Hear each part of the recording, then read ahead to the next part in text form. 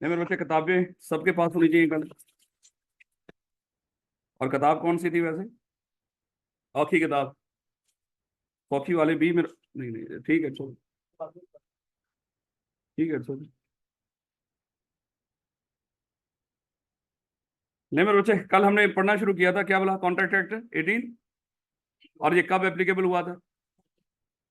और मेरे बच्चे, हमने कल ये सीखना थे, एक चीज सीखनी थी कि दो अल्फाज होते हैं, एक होता है एग्रीमेंट और एक लफ्ज होता है कॉन्ट्रैक्ट।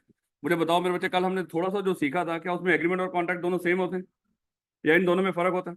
लेकिन नॉर्मली हम इन दोनों को इंटरचेंजेबली बोल लिया करते हैं, लेकिन इन दोनों में फर्क भी है। और फर्क कल हमने डिस्कस किया था कि हर कॉन्ट्रैक्ट एग्रीमेंट होता है लेकिन हर एग्रीमेंट कॉन्ट्रैक्ट, हर कॉन्ट्रैक्ट एग्रीमेंट होता है लेकिन हर कॉन्ट्रैक्ट एग्रीमेंट होगा, लेकिन हर एग्रीमेंट कॉन्ट्रैक्ट नहीं होगा। मेरे बच्चे मुझे बताएं कि जब एक पार्टी ऑफर करती थी और दूसरी पार्टी, जब कोई एक बंदा किसी को ऑफर करे और दूसरा बंदा उसकी ऑफर को एक्सेप्ट कर ले, मेरे बच्चों याद है, ऑफर हो और एक्सेप्ट हो तो क्या बनता था? और मेरे बच्चे मुझे बताएं, इस प्रॉमिस को अगर हमने एग्रीमेंट बनाना हो तो कंसिडरेशन, मेरे बच्चे बताएंगे तो कंसिडरेशन होती क्या थी भला? इन रिटर्न जो बेनिफिट मिलेगा। और मुझे बताओ, ये बेनिफिट एक बंदे को मिलेगा या दोनों को मिलेगा? पक्की बात है मेरे बच्चे, कंसिडरेशन का मतलब ही क्या है? दोनों को बेनिफिट मिले। हाँ, इसकी एक्सेप्शन पढ़ेंगे आगे जाके, जब एक्सेप्शन पढ़ेंगे वो बड़ी इंपॉर्टेंट है पेपर के लिहाज से, उसको भी डिस्कस करेंगे। तो बेटा, प्रॉमिस में अगर हम कंसिडरेशन ऐड कर दें तो क्या बनता था? एग्रीमेंट। लेकिन मेरे बच्चे, हमारा मकसद क्या था इस एग्रीमेंट को क्या बनाना है? कॉन्ट्रैक्ट। मेरे बच्चे बताएंगे कि एग्रीमेंट में क्या ऐड कर दें कि वो कॉन्ट्रैक्ट बन जाए? लीगल रिलेशनशिप कह लो या लीगल इन्फोर्सिबिलिटी कह लो, लीगल इन्फोर्सिबिलिटी कह लो या लीगल रिलेशनशिप कह लो, या खाली लफ्ज इन्फोर्सिबिलिटी बोलो, इट्स ओके। तो एग्रीमेंट के अंदर अगर इन्फोर्सिबिलिटी ऐड हो जाए तो मेरे बच्चे क्या बनता था? कॉन्ट्रैक्ट। और मेरे बच्चों को ये भी याद होगा अब कि ये जो इन्फोर्सिबिलिटी ऐड हुआ करती थी एग्रीमेंट में और वो कॉन्ट्रैक्ट बनता था बाय डिफॉल्ट, इन्फोर्सिबिलिटी या लीगल रिलेशनशिप कहाँ पे ऐड हो जाता है? लॉगिन। बिजनेस और कमर्शियल जितनी भी ट्रांजैक्शन हो रही हो दो बंदों के दरमियान, और वो बंदे चाहे उनका आपस में जो मर्जी ताल्लुक, याद करो हमने डिस्कस किया था, जहां पे दो बंदों के दरमियान बिजनेस या कोई कमर्शियल ट्रांजैक्शन हो रही हो, वहां पे ऑटोमेटिकली ये इन्फोर्सिबिलिटी ऐड हो जाएगी। और कहां पे ऑटोमेटिकली ऐड नहीं होती? चार तरह के मेरे बच्चे एग्रीमेंट थे, वो एग्रीमेंट ही रहते, वो कभी कॉन्ट्रैक्ट नहीं बनते। क्यों बोला? उनमें इन्फोर्सिबिलिटी ऐड नहीं होती। क्या क्या थे बोला? मॉरल, सोशल, डोमेस्टिक या रिलीजियस।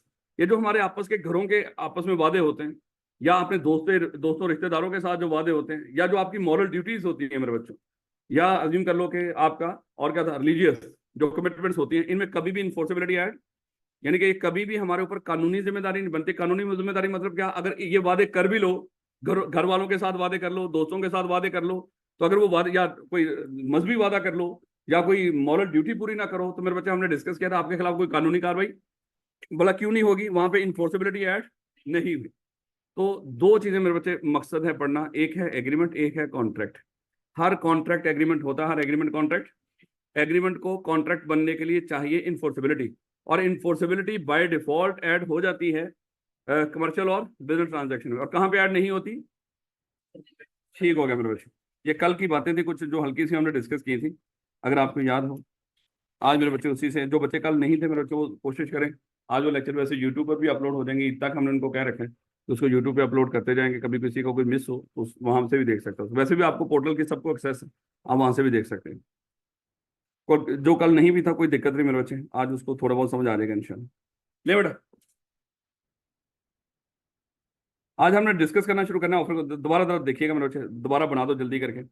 मिस्टर बशीर ने कल मिस्टर नजीर से ये बाइक खरीदी थी 80,000 रुपए की। ये बायर है और ये सेलर है। मेरे बच्चे, मिस्टर बशीर ने मिस्टर नजीर को कहा कि ये बाइक मुझे 80,000 की सेल कर दो। तो ऑफर कौन कर रहा है? बशीर कर रहा है या नजीर कर रहा है? तो बशीर ऑफर कर रहा है बायर कि 80,000 की बाइक मुझे सेल कर दो। क्या मैं बशीर को यहाँ पे ऑफर कह दूं? क्या मैं यहाँ पे नजीर को ऑफर ही कह दूं? और मुझे मेरे बच्चे, ये जो उसने कहा है कि ये बाइक मुझे 80,000 की सेल कर दो, इसको क्या लफ्ज ऑफर बोल दूं? और अगर नजीर इस ऑफर को एक्सेप्ट ना करे, मुझे बताओ, ऑफर हो और एक्सेप्ट ही ना हो तो प्रॉमिस बनेगी? ऑफर के लिए एक्सेप्टेंस का होना जरूरी है, तो क्या बनेगी? प्रॉमिस। अब अगर तो उसने मेरे बच्चे कह दिया ठीक हो गया भैया, ये बाइक मुझसे 80,000 की ले लो, तो उसने क्या कर लिया? उस ऑफर को एक्सेप्ट कर लिया। याद करो ये क्या बन गई? प्रॉमिस। जब प्रॉमिस बनी, इसमें क्या ऐड करना था? कंसिडरेशन। तो मेरे बच्चे क्या बनना था एग्रीमेंट बताएंगे। यहाँ पे कंसिडरेशन क्या है, बशीर के लिए कंसिडरेशन क्या थी, ये बाइक, और नजीर के लिए कंसिडरेशन क्या थी। ये आप लोगों को भी गर्मी लग रही है यहाँ पे, या सिर्फ वैसे ही है ना। एक दफा नहीं एसी बंद करके चलाओ तो।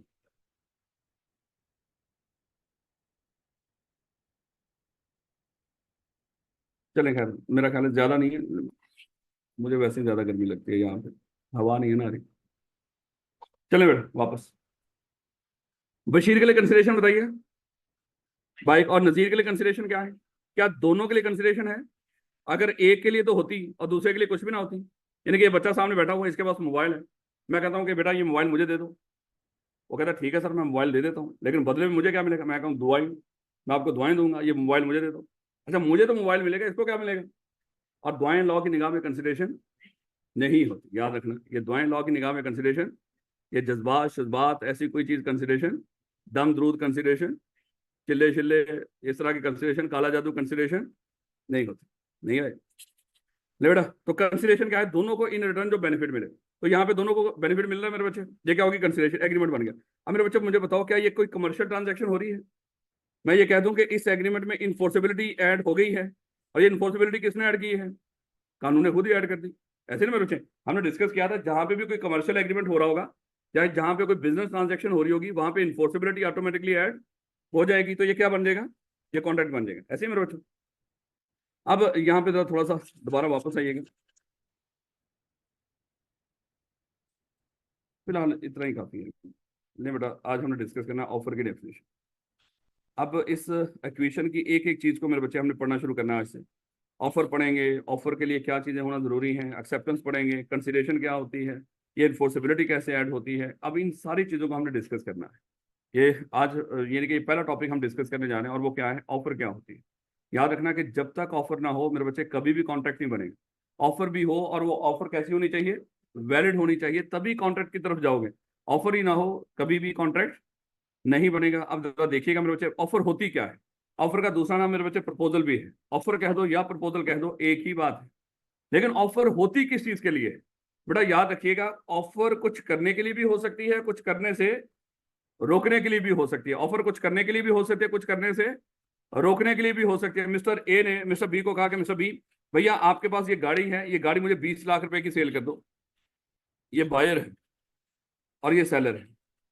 तो मिस्टर ए ने मिस्टर बी को कहा कि ये बाइक मुझे गाड़ी मुझे कितने की सेल कर दो, 20 लाख रुपए की। अब मेरे बच्चे ये क्या कर रहा है बोला, मुझे ये बताओ, मिस्टर ए मिस्टर बी को क्या कर रहा है, ऑफर कर रहा है। और ये भी बताओ, ये ऑफर कुछ करने के लिए कह रहा है या कुछ करने से रुकने के लिए कह रहा है उसको। उसको कह रहा है कि ये ना करो या ये करो। ये करो, क्या करो बोला, ये बाइक मुझे या ये गाड़ी मुझे सेल कर दो। मैं आपको कहता हूँ बेटा ये दीवार पेंट कर दो, बेटा ये मोबाइल मुझे बेच दो, बेटा ये फलानी चीज मुझे सेल कर दो, या ये मोबाइल मुझसे खरीद लो। तो ये मैं सारा कुछ क्या क्या करने के लिए ऑफर कर रहा हूँ, कुछ करने के लिए। तो ऑफर कुछ करने के लिए भी हो सकती है, और कुछ करने से पहले, तो कुछ करने के लिए जो हो सकती है वो मेरे बच्चे उसकी एग्जांपल आपके सामने है, कि मिस्टर ए ने मिस्टर बी को क्या कहा, ये गाड़ी मुझे सेल कर दो 20 लाख रुपए की। उसने कहा कि ठीक हो गया। अब इसने इसको गाड़ी दे दी, और इसने इसको 1 महीने के बाद का एक चेक बना के दे दिया मेरे बच्चे, 1 लाख रुपए का। उसने आज मान लो कि 4 जून था, और इसने यहाँ पे तारीख लिख के दे दी 4 जुलाई 2024, और ये मेरे बच्चे उसने चेक को साइन करके मिस्टर ए ने मिस्टर बी को ये चेक दे दिया। अब मेरे बच्चे क्या हुआ, ड्यू डेट के ऊपर, जब ये चेक की ड्यू डेट थी, मिस्टर बी इस चेक को एचबीएल में लेकर जाने लगा था इसको कैश करवाने के लिए। लेकिन मिस्टर ए को पता था मेरे अकाउंट में पैसे नहीं। उसने क्या किया, उसने मिस्टर ए ने मिस्टर बी को कॉल की कि मिस्टर बी भैया बताओ, अभी अभी ये चेक बैंक में प्रेजेंट तो नहीं किया। उसने कहा कि नहीं किया। उसने उसको कहा कि अभी इस चेक को बैंक में प्रेजेंट ना करना। वो कहता क्यों ना करूं। वो कहता कि मैं आपको, मान लो कि अभी मुझे 10-15 दिन या 1 महीना जो भी है और टाइम दे दो, मैं आपको लाख की बजाय 1,10,000 पे कर दूंगा, लेकिन अभी इस चेक को बैंक में प्रेजेंट ना करूं, और मुझे 1 महीने का मजीद टाइम दे दो। दोबारा सुनिएगा, मिस्टर ए ने मिस्टर बी को, देखो वो पिछला मामला तो सारा खत्म हो गया था, अब ये नई चीज के लिए ऑफर हो रही है मेरे बच्चे। और ऑफर किस चीज के लिए हो रही है, मुझे क्या करो, 1 महीने का मजीद टाइम दो, और अभी इस चेक को बैंक में प्रेजेंट। अगरचे इसमें दोनों ही चीजें हैं, ऑफर कुछ करने के लिए भी हो सकते, कुछ करने से रोकने के लिए भी है। करना क्या है, महीने का टाइम देना है, क्या नहीं करना, बैंक को चेक में बैंक को नहीं, चेक को बैंक में प्रेजेंट नहीं करना, तो क्या मैं ये कह दूं कि वो उसको कुछ करने से रोकने की भी ऑफर कर रहा है? तो उसने क्या किया, उसने इसकी इस ऑफर को एक्सेप्ट कर लिया। अब अगली बात है, ऑफर हो, एक्सेप्ट हो, तो प्रॉमिस बनती है। प्रॉमिस में दोनों के लिए क्या होनी चाहिए, कंसिडरेशन। मुझे बताओ कि यहाँ पे मिस्टर बी को क्या मिलेगा इस नई ऑफर में? 10,000 एक्स्ट्रा मिलेगा। और मिस्टर ए को क्या मिलेगा? वो 1 महीने का मजीद टाइम मिलेगा। तो दोनों के लिए मैं कह रहा हूँ ये कंसिडरेशन है। तो ये टाइम कंसिडरेशन होती है मेरे बच्चे, याद रखिए, टाइम कंसिडरेशन होती है। अब मेरे बच्चे हमें ये चले इस दोबारा इसको किसी और एग्जांपल से वो करते हैं। मैं आपको कहता हूँ बेटा, मेरे साथ आप पार्टनर बन जाओ फलाने बिजनेस के अंदर, लेकिन आपको वो जो फलाना बिजनेस है जो ऑलरेडी आप कर रहे हो, वो बिजनेस आपको बंद करना, यानी कि फलाना बिजनेस बंद कर दो और मेरे साथ क्या बन जाओ, पार्टनर बन जाओ। मेरे बच्चे मुझे बताएं कि जहां पे मैं आपको पार्टनर कुछ करने के लिए कह रहा हूँ, क्या कुछ करने से रोकने के लिए भी कह रहा हूँ? तो रोक किस रहा हूँ कि वो फलाना बिजनेस आप क्या कर दो, वो बंद कर दो। आपने क्या किया, वो फलाना बिजनेस बंद कर दिया, और मैंने क्या कर लिया, आपको अपने साथ पार्टनर बना लिया। समझाने के लिए बात करो। ये जो आप किसी को ऑफर करते हो, चले इस तरह कर लो, ये साथ वाले जो घर वाले हैं ना, ये यहाँ पे जनरेटर रख रहे थे, या ये कह लो कि चलो यहाँ पे किसी तरह की कोई मशीनरी इंस्टॉल कर रहे थे इस दीवार के साथ, और उस मशीनरी का अच्छा खासा शोर होना था। हमने उनको कहा कि भैया आप ऐसा कर लो, इस मशीनरी को यहाँ पे इंस्टॉल ना करो, किसी और जगह पे इंस्टॉल कर लो, हम आपको कोई 25-30 हज़ार एक्स्ट्रा पे कर देंगे, क्योंकि उससे हम डिस्टर्ब होंगे। अब मेरे बच्चे मुझे ये बताओ, हम उनको कुछ करने के लिए कह रहे हैं या कुछ करने से रोकने के लिए कह रहे हैं? कुछ करने से रोकने के लिए कह रहे हैं कि उस मशीनरी को यहाँ पे दीवार के साथ इंस्टॉल ना करो। तो मेरे बच्चे अगर उसके ऊपर उन्होंने ऑफर को एक्सेप्ट कर लिया तो क्या बन जाएगी, प्रॉमिस। और दोनों के लिए क्या होना चाहिए, कंसिडरेशन। हमारे लिए उसका शोर ना होना, और उसके लिए जो हम उनके पे कर रहे हैं उनके लिए क्या होगा, कंसिडरेशन। याद रखोगे इस तरह की। और डेफिनेटली मेरे बच्चे, ये कोई गैर कानूनी काम थोड़ी है, कानूनी काम है। उसको एक चीज से आप जस्ट मना कर रहे हो कि लगा लो कहीं और, बस हम डिस्टर्ब ना हो। याद रखोगे इस बात को। बस एक चीज समझाना मकसद था। ऑफर किसी को कुछ करने के लिए भी हो सकती है, जैसे आपने फ्रंट ऑफिस में जाके कहा था हमें बिलो में एडमिशन दे दो भैया। बताओ, कुछ करने के लिए कह रहे थे या कुछ करने से रोकने के लिए? रिक्शे वाले को आपने कहा कि भैया मुझे सीएफई तक छोड़ाओ, मुझे बताओ कुछ करने के लिए कह रहे हो या कुछ करने से रोकने के लिए? कुछ करने के लिए। तो ऑफर कुछ करने के लिए भी हो सकती है, किसी को कुछ करने से रोकने के लिए भी हो सकती है। दो साहब को कहा कि दो साहब अभी 1 महीना गाड़ी अपनी मस्जिद ना बेचें, तो मैं आपसे गाड़ी 15 की बजाय 16 लाख में खरीद लूंगा, लेकिन अभी ये गाड़ी ना बेचें। कुछ करने के लिए कह रहा हूँ या कुछ करने से रोकने के लिए? कुछ करने से रोकने के लिए। तो ऑफर कुछ करने के लिए भी हो सकती है, कुछ करने से। लेकिन अगली बात, जब हम किसी को ऑफर कर रहे होते हैं मेरे बच्चे, ऑफर का एक मकसद होता है। बगैर मकसद के कभी भी ऑफर, वो जो कुछ करना है या करने से रोकना है, वो हमारा क्या है, मकसद है। और याद रखना, जब हम किसी को ऑफर करते हैं कुछ करने के लिए या कुछ करने से रोकने के लिए, मकसद क्या होता है ऑफर का, वो बड़ी इंपॉर्टेंट चीज है मेरे, पेपर के लिहाज से बड़ी इंपॉर्टेंट बात है। जब हम किसी को ऑफर करें कुछ करने के लिए, कुछ करने से रोकने के लिए, उसका मकसद होगा अगली पार्टी की रजामंदी हासिल करना उस कुछ करने के ऊपर या कुछ करने से रुकने के ऊपर। ऑफर का सिर्फ और सिर्फ एक ही मकसद होता है। आज के बाद जब भी मैं आपसे पूछूं, अच्छा बताओ बेटा ऑफर का मकसद क्या होता है, तो आपने बताना है सर ऑफर का मकसद क्या होता है, अगली पार्टी की रजामंदी हासिल करना। इसके अलावा कोई मकसद नहीं होता। जब आप किसी को ऑफर करते हो, मकसद क्या होता है? मैं इसको कहता हूं बेटा ये मोबाइल आपके पास, मुझे सेल कर दो, ये कहता ठीक हो गया सर आप खरीद लो। तो मेरे बच्चे, मेरी ऑफर का मकसद क्या है, इसकी रजामंदी हासिल करना। क्या जब उसने मेरी ऑफर को एक्सेप्ट कर लिया, क्या वो मेरा मकसद पूरा हो गया कि नहीं? बिल्कुल मकसद पूरा हो। तो ऑफर, हाँ हो सकता है ये एक्सेप्ट ना करे तो मकसद पूरा नहीं होगा, है वैसे ही वो प्रॉमिस बनेगी नहीं। तो ऑफर का एक ही मकसद होता है, और वो क्या है, अगली पार्टी की उस कुछ करने के ऊपर या कुछ करने से रुकने के ऊपर रजामंदी हासिल कर। याद रखोगे इस बात को।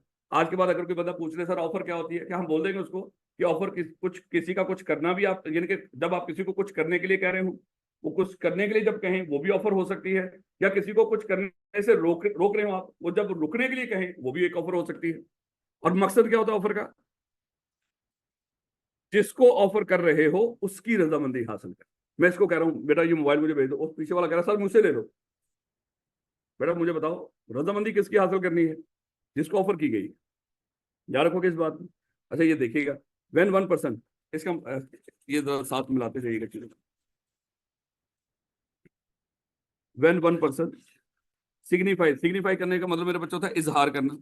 वेन 1% सिग्निफाई, इजहार करे टू अनदर, किसी दूसरे के सामने। ये मिस्टर बी की बात हो रही है।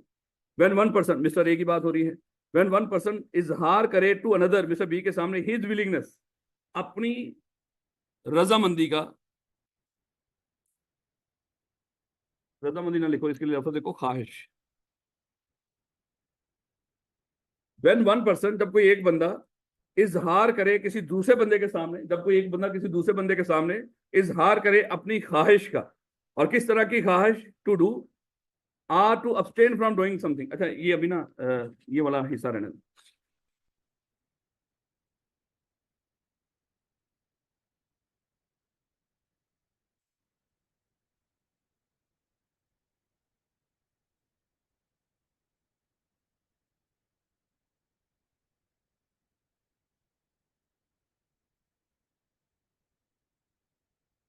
ये बड़ा आप दूसरा पढ़िए।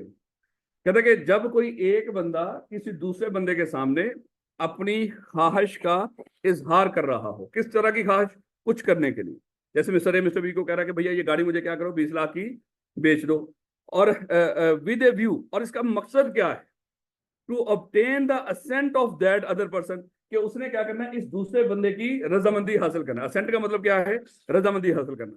यानी कि जब कोई एक बंदा किसी दूसरे बंदे के सामने अपनी ख्वाहिश का इजहार कर रहा हो कुछ करने के लिए, उसको कह रहा है, और मकसद क्या है, उस दूसरे बंदे की उस उस काम के ऊपर रजामंदी हासिल करना। He is set to make a proposal.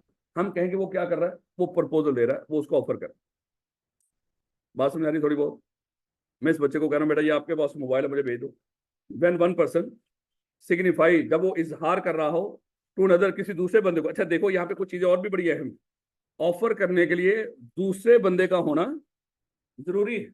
कभी भी आप ऑफर अपने आप को नहीं कर सकते, क्योंकि बड़े वादे अल्फाज हैं। व्हेन वन पर्सन, एक बंदा सिग्निफाई करे टू अनदर, किसी दूसरे के सामने अपनी ख्वाहिश का इजहार कर रहा हो कुछ करने के ऊपर, और मकसद क्या है, उस दूसरे बंदे की उस एक्ट के ऊपर रजामंदी हासिल करना, तो हम कहेंगे वो क्या कर रहा है, एक्चुअली वो ऑफर करना। अब इसी इसी को मेरे बच्चे अगर बाकी चीजों को थोड़ा सा खत्म कर दो।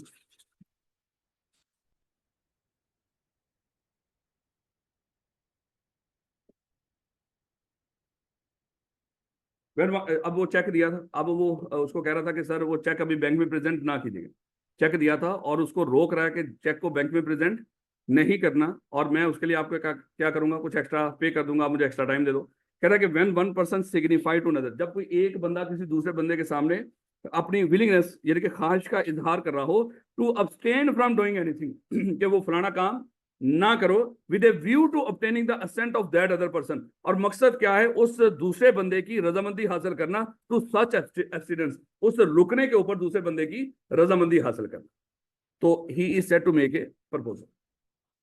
सादा अल्फाज में, जब कोई एक बंदा दूसरे बंदे को कुछ करने के लिए कह रहा हो या कुछ करने से रुकने के लिए कह रहा हो, मकसद क्या हो, उस दूसरे बंदे की रजामंदी हासिल करना, तो एक्चुअली वो बंदा क्या कर रहा है, वो ऑफर कर रहा है। मुश्किल बात तो नहीं। वो हम ऑफर एक को भी हो सकती है, एक से ज्यादा लोगों को भी हो सकती है। मैं आपको कहता हूँ बेटा आप अपना मोबाइल मुझे भेज दो, मैं आपको ऑफर कर रहा हूँ। मैं कहता हूँ इस क्लास में से कोई भी बच्चा अपना मोबाइल मुझे भेज दे, तो मेरे बच्चे ये शायद पूरी क्लास में से कोई भी बंदा, तो ये ऑफर एक को भी हो सकती है। वो पहले हुआ करती थी इस तरह की बातें, उस सिलेबस से निकाल देंगे। लेकिन वैसे एक जनरल सी बात है, कम से कम 2 बंदे होने चाहिए, ज्यादा की कोई लिमिट नहीं। एक बंदा पूरे पाकिस्तान को ऑफर करे कि मेरी इस आइसक्रीम में से स्क्रीन निकाल के दिखा दो, मैं उसको 5,000 रुपया दे दूंगा। बसों में आप अक्सर लोग देखे होंगे, तो आपने वैसे ही जियो के ऊपर इधर उधर अखबार में इश्तिहार दे दिया, जो बंदा मेरी इस आइसक्रीम के अंदर स्क्रीन वो कर देगा, साबित कर देगा, मैं उसको 5,000, ये पूरे पाकिस्तान का ऑफर है। जो बंदा साबित कर देगा उसको 5,000 मिल जाएगा। तो चाहे पूरे पाकिस्तान का, पूरी दुनिया का ऑफर कर दो। तो कम से कम 2 बंदे होने चाहिए, ज्यादा की कोई लिमिट नहीं है। अभी अभी क्या पड़ा, एक पार्टी जब दूसरी पार्टी को ऑफर कर रही हो, और मकसद क्या है उस ऑफर करने का, दूसरी पार्टी की रजामंदी हासिल करनी। हो सकता है वो रजामंदी दे, हो सकता है वो ना दे, लेकिन अगर रजामंदी शो कर दी तो क्या बनेगा, प्रॉमिस। तो मेरे बच्चों को वैसे ही पता है प्रॉमिस क्या होती है बोला। मैं ये कह दूं, जब ऑफर हो किसी को, जिसको ऑफर हुई हो, वही बंदा उस ऑफर के ऊपर रजामंदी शो कर दे। यानी कि सादा अल्फाज में, हम किसी को ऑफर करें और दूसरा बंदा जिसको ऑफर की गई हो वो उस ऑफर को एक्सेप्ट कर ले, क्या बन जाती है, या इस तरह कह लो एक्सेप्टेड ऑफर। देखो दोनों अल्फाज है, एक्सेप्टेड, एक्सेप्टेड ऑफर क्या बन जाती है, प्रॉमिस। जब आपकी ऑफर एक्सेप्ट हो जाए प्रॉमिस बन जाती है, या एक्सेप्टेड ऑफर क्या बन जाती है, प्रॉमिस। तो प्रॉमिस की कोई डेफिनेशन पूछ रहे, कोई मुश्किल बात तो नहीं, आप उसको बता दोगे। जिस बंदे को ऑफर की गई थी वही बंदा अगर हमारी ऑफर को एक्सेप्ट कर ले तो क्या बन जाती है? प्रॉमिस। या सादा अल्फाज में एक्सेप्टेड ऑफर, वो ऑफर जो एक्सेप्ट हो चुकी हो क्या बन जाती है? प्रॉमिस। तो प्रॉमिस की डेफिनेशन मेरे बच्चे सादी सी बात, when the person to whom the proposal is made. ये बड़ी अहम बात है मेरे बच्चे। ये अभी आपको कुछ बातें ऐसे लगेंगी जैसे मजाक, लेकिन यही मजाक जब आई का पेपर में करेगा फिर उस वक्त आप सीरियस हो। फिर उस सीरियसनेस को भुगतने के लिए आपको आगे 6 महीने चाहिए, खुदा ना खास। अभी तो फास्ट ट्रैक है ना मेरे बच्चे, 2 महीनों में स्कूल से पेपर पास कर लेना, लेकिन समझ समझ के मेरे बच्चों, ताकि आई कैप जिस तरह एक आधे लफ्ज में खेलता है, ये नहीं को पूरी की पूरी चीजें आपको इस तरह की करके दे देगा, नहीं, एक छोटा सा पॉइंट होता है। जस्ट एग्जाम्पल, अगर देखिएगा, अब मैं थोड़ी सी आपकी कॉमन सेंस चेक करने लगा, देखिएगा कॉमन सेंस और लॉ का सत्यानाश कितना फेरेंगे आप। मिस्टर ए ने मिस्टर बी को ऑफर की कि मिस्टर बी भैया तेरे पास एक गाड़ी है, ऐसा कर वो गाड़ी मुझे 10 लाख रुपए की सेल कर दे। ये ऑफर किसने की है? मिस्टर ए ने, ये बायर है, इसने ऑफर की है। लो भैया मिस्टर बी ने क्या किया? मिस्टर बी ने एक्सेप्टेंस का लेटर लिखा और लिखकर अपने तकिए के नीचे रख लिया कि भाई सुबह पोस्ट करूंगा। रात को बेचारे को हार्ट अटैक हुआ, उसकी डेथ हो गई, इसकी डेथ हो गई। तो उसको दफनाने के बाद कुछ दिनों के बाद उसकी बेगम उसके कमरे की सफाई कर रही थी, उसके तकिए के नीचे से ये खत मिला। उसने क्या किया? वो खत पकड़ा और मिस्टर ए को पोस्ट कर दिया। अब भैया बताओ ये एक्सेप्टेंस हुई है कि?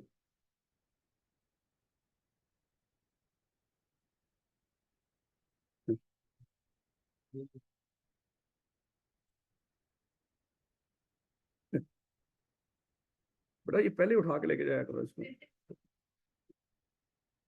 बाकी भी जो बच्चे 30-35 बच्चे बैठे थे उनका भी टेस्ट। ले बेटा जरा देखिए। अच्छा आप लोग क्या कह रहे हो? देखो मैंने अभी बोला था कि भाई जज्बात और लॉ इनमें बहुत फर्क है। अब जज्बात कह रहे भैया उसी का लिखा हुआ खत था ना सर, उसने क्या किया? उसको पोस्ट किया है। ये एक्सेप्टेंस किसकी तरफ से है? उस बंदे की तरफ से जो बेचारा अब दुनिया पे नहीं रहा। लॉ कहता है नहीं नहीं, ये जो एक्सेप्टेंस है भाई, हम ये देख रहे होंगे कि लेटर लिखा तो है लेकिन लिखने के बाद वो बेचारा पोस्ट ही नहीं कर सका, पोस्ट होने पे एक्सेप्टेंस, वो आगे पढ़ेंगे उसके रसूल कुछ वैसे। लॉ कहता है कि भाई एक्सेप्टेंस उस बंदे की तरफ से होनी चाहिए थी, लेकिन वो बंदा तो एक्सेप्टेंस देने से पहले ही मर गया है। अभी उसने लेटर तो भेजा ही नहीं उसको। हाँ वो लेटर भेज देता फिर कुछ और होना था, वो हम डिस्कस करेंगे आगे जाकर। एक्चुअली एक्सेप्टेंस कौन दे रही है? उसकी बेगम। जबकि एक्सेप्टेंस किसकी तरफ से होनी चाहिए थी? उस बंदे की तरफ से होनी चाहिए। अब जब लेटर उसने लिखा हुआ, चाहे उसने पोस्ट उसकी बेगम ने किया है, तो लॉ यही समझता है कि ये एक्सेप्टेंस कौन दे रहा है? ये उसकी बेगम। जबकि एक्सेप्टेंस किसकी तरफ से होनी चाहिए थी? मिस्टर बी की तरफ से। तो जिसको ऑफर की थी उसकी तरफ से एक्सेप्टेंस नहीं है, तो लॉ कहता है ये एक्सेप्टेंस वैलिड। चलो अब जरा एक और सवाल का जवाब है। मिस्टर बी की एक दुकान है मेरे बच्चे, और मिस्टर ए क्या करता है? रेगुलरली उसको एक ऑर्डर भेजा करता है, और वो यानी कि मतलब ये सामान मुझे भेज दो, ऑफर कह लो ना, चलो ऑफर करता है उसको, ये सामान मुझे भेज दो। वो क्या करता है? उसको एक्सेप्ट करके वो सामान भेज दिया करता है। मिस्टर बी ने क्या किया? अपनी इस दुकान को किसी मिस्टर सी को भेज दिया। अब ये दुकान किसके पास है मेरे बच्चों? मिस्टर सी के पास। मिस्टर ए ने उसको ऑर्डर भेजा और उस पर नाम किसका लिखा हुआ था? मिस्टर बी का, कि मिस्टर बी भैया इतना सामान मुझे भेज दो। वो लेटर किसको मिला? मिस्टर सी को। अब दुकान का मालिक कौन है? मिस्टर सी। मिस्टर सी ने क्या किया? वो सामान उतना पैक किया और उसको भेज दिया। अब भैया ये बताओ ये जो एक्सेप्टेंस है ये वैलिड है कि? सोचो। है भाई अभी तो असूल बताया, देखो कानून असूल है। आपने जज्बात की बेस पे नहीं देखना कि किसको क्या हुआ। सर अब तो मालिक वो ही है, तो जाहिर बात है ऑफर दुकान को हुई है। भाई दुकान को ऑफर नहीं हुई, ऑफर किसको हुई है? मिस्टर बी को। अगर मिस्टर बी ने वो दुकान मिस्टर सी को भेज दी और उसको नहीं पता, वो अभी भी मिस्टर बी को ही ऑफर कर रहा है, तो मेरे बच्चे एक्सेप्ट भी कौन करेगा? मिस्टर बी ही करेगा। तो अगर ये मिस्टर सी ने सामान भेज दिया तो उसका हक है कि उसको वापस कर दे, भैया मैंने तो तुझसे सामान मंगवाया नहीं। कहेगा अब दुकान का मालिक मैं हूं, वो कहेगा मैं चाहे दुकान के मालिक आप हो, मुझे उससे कोई लेना देना नहीं है, मैंने किससे सामान मंगवाया था? मिस्टर बी से। तो याद रखना सादा अल्फाज में ये जो अल्फाज हैं, when the person to whom the proposal is made, super duper important है। जिस बंदे को ऑफर की गई हो वही बंदा उस ऑफर को एक्सेप्ट करेगा। मैं इस बच्चे को कहता हूं अपना ये मोबाइल मुझे 40,000 का भेज दो। अगले दिन मान लो कि किसी और बच्चा आया, उसने कहा कि ये लो सर मोबाइल और मुझे 40,000 दो। मैंने आपकी उस ऑफर को एक्सेप्ट कर लिया, क्या वो सही कर रहा है? क्यों सही नहीं कर रहा वाला? मैंने उसको ऑफर की ही नहीं। हाँ, कुछ जनरल ऑफर हुआ करती है जो कोई भी एक्सेप्ट कर ले, वो भी आगे जाके हम डिस्कस करें। मैन द पर्सन, वैसे हम स्पेसिफिक की बात कर रहे हैं फिलहाल, वो जनरल जनरल है भी नहीं हमारे सिलेबस में उस तरह की बात, फिर भी when the person to whom the proposal is made signify his assent, वो ही बंदा जिसको ऑफर की गई हो वो अपनी रजामंदी शो करे, वो इजहार कर रहा हो किस चीज का, अपनी रजामंदी का। और मुझे बताओ, ऑफर हम करते किस चीज के लिए थे? असेंट के लिए। और उसने क्या कर दी, उस असेंट को शो कर दिया। तो एक्चुअली वो क्या कर रहा है, हमारी उस ऑफर को एक्सेप्ट कर, जिस मकसद के लिए ऑफर की गई थी वो मकसद पूरा हो रहा है। ऑफर हो और अगली पार्टी उसको एक्सेप्ट कर ले, क्या बन जाता है? Promise. The proposal is set to be accepted when the person to whom the proposal is made, वो भी इजहार कर दे अपनी रजामंदी का। The proposal is set to be accepted. A proposal when accepted become a, हालांकि हमने तो इसको इक्वेशन के अंदर ही देख लिया, ऑफर हो और उसको एक्सेप्ट कर लिया जाए, क्या बन जाता था? प्रॉमिस। बस उसको लिखा हुआ भी पड़ा, बस ये भी हमें पता चल गया जिसको ऑफर की गई हो वो ही एक्सेप्ट करेगा उसको। याद रखोगे इस बात को। लो बेटा, यहां पे जरा देखिएगा, आपके 2-4 मिनट चाहिए होंगे। The person making the proposal is called and the person accepting the proposal is called.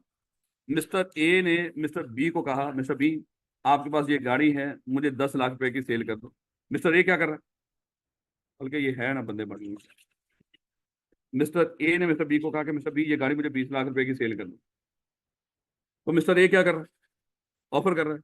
और मिस्टर बी ने जब उसको एक्सेप्ट कर लिया तो ये क्या है, एक्सेप्टेंस जब होगी तो क्या बनेगा मेरे बच्चे? प्रॉमिस बन गई। The person making the proposal is called promiser. अब मेरे बच्चे, अभी तक हमने जो पढ़ा था, जो बंदा ऑफर करता है उसको क्या बोलते थे?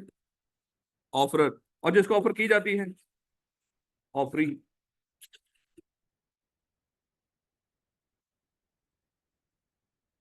जो ऑफर करता है ऑफरर, और जिसको ऑफर की जाती है ऑफरी। अभी आपकी किताब क्या बोल रही है बड़ा? The person making the proposal is called proposal promisor. जिस जो ऑफर करता है, जो प्रपोजल देता है, हमारी किताब उसको क्या बोल रही है? प्रोमिजर। मतलब हमारी किताब ऑफरर को क्या बोल रही है और ऑफरी को क्या बोल रही है? प्रोमिसी।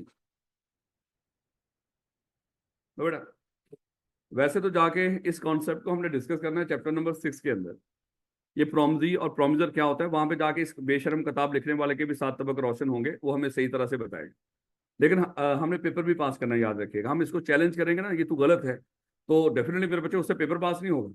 हमारी अना की तस्कीन तो हमें हो जाएगी, लेकिन उससे पेपर पास नहीं होगा। आपने बाय डिफॉल्ट इस चीज को पक्का करके दिमाग में रखना है कि ऑफरर का दूसरा नाम क्या है हमारी किताब के मुताबिक? प्रॉमिस। और ऑफरी का दूसरा नाम क्या है? प्रॉमिस। ये हमारी किताब कह रही है, लेकिन इसी किताब को जाके शायद निगेट कर देगी ये हमारी किताब ही, चैप्टर नंबर 6 के अंदर। लेकिन मेरे बच्चे, लॉजिकली और कॉन्सेप्टली और हकीकत में होता क्या है वो जरा समझिएगा। जब एक पार्टी ऑफर करे और दूसरी उसको एक्सेप्ट कर ले तो क्या बनती थी मेरे बच्चे? प्रॉमिस। जब प्रॉमिस बन जाए ना, प्रॉमिस बनने के बाद ये दोनों पार्टीज एट ए टाइम, उसी वक्त मेरे बच्चे प्रॉमिसर भी होती हैं और प्रॉमिसी भी होती है। यानी कि जब ऑफर हुई और एक्सेप्ट हो गई तो मिस्टर ए, ये समझाने के लिए बात कर रहा हूं, ये सारी बातें हमें कहां पे जाके समझाएंगी? चैप्टर नंबर 6 के अंदर। हाँ, अभी ये तो छोटी सी बात ऊपर लिखी हुई है। ऑफरर का दूसरा नाम क्या है? प्रॉमिसर। ऑफरी का दूसरा नाम क्या है? प्रॉमिसी। मामला तो बड़ा आसान सा था, लेकिन मेरे बच्चे हम उसको समझने लगे यहाँ पे। अच्छा, एक और चीज देखिएगा, प्रॉमिसर का मतलब होता है जिम्मेदार,